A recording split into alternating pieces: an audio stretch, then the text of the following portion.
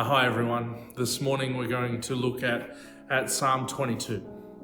It's a longer psalm, so instead of me reading it out, it would be great to read it for yourself after this devotion.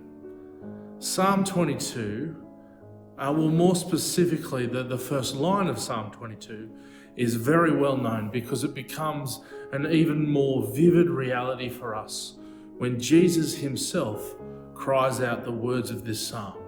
My God, why have you forsaken me? When we read this psalm, it shows us that David must have been going through a very painful time in his life, a painful time in his relationship with God. He cries out, my God, why have you forsaken me? Why are you so far from saving me? So far from my cries of anguish? My God, I cry out day by day, but you do not answer. By night, but I find no rest. I'm sure there are times where we feel like this too. When life falls apart and it results in us thinking that God doesn't care, that God doesn't listen, that we are stuck in suffering with no help. But amazingly, as David describes his own anguish in this psalm, he actually shows the most important way in which God shows us he has not forsaken us. Amazingly, David's description of suffering gives us this astonishingly accurate depiction of the suffering that the Messiah, that Jesus, will go through.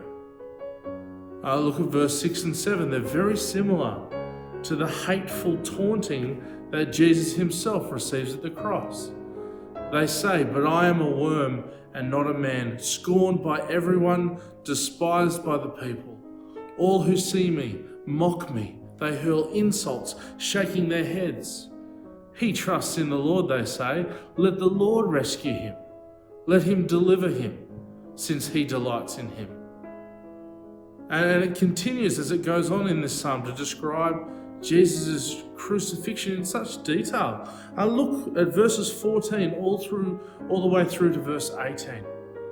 It says, I am poured out like water, and all my bones are out of joint. My heart has turned to wax. It has melted within me. My mouth is dried up like a potsherd, and my tongue sticks to the roof of my mouth. You lay me in the dust of death. Dogs surround me. A pack of villains encircles me. They pierce my hands and my feet. All my bones are on display. People stare and gloat over me. They divide my clothes among them and cast lots for my garment. So David, as he describes his anguish, is actually describing the agony of the one who will come in 1,000 years after David to reverse the very first line of this psalm. Instead of David being forsaken by God, instead of you and me being forsaken by God, God forsakes his one and only Son. It is a psalm that graphically depicts the agony, the separation that Jesus will endure so that we don't have to. When we get to the end of this psalm, we see where this leads. It ends with a victorious God, a God who all the nations will bow down to, a God who will be proclaimed to the future generations. And then the final words of this psalm, well, they blow my socks off.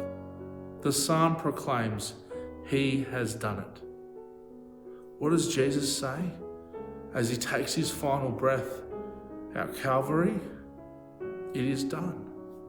It is finished.